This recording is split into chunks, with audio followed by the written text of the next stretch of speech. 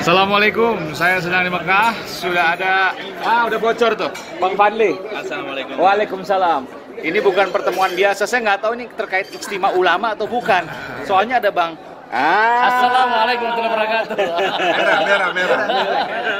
Ada juga Pak Menteri. Jadi ini Yang satu itu? Satu lagi. Jadi ini bicara tentang ekspor Indonesia untuk logistik Mekah dalam musim haji yang akan datang. Untuk mengamankan pangan. Untuk mengamankan. saya bingung nih. Ini adalah rencana ijtima ulama ketiga. Tapi yang saya bingung, Pilpres 2019 jadi nggak? Karena udah ketemu nih. Semuanya kita bersaudara semuanya. Mudah-mudahan Pilpres 2019 doa dari Mekah. Amin.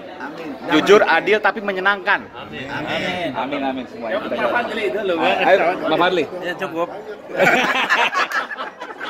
Saya pikir Raja Arab tadi. Yaman ini Yaman. Dan yang atur itu tuh, Bang Fuad. Baik, assalamualaikum.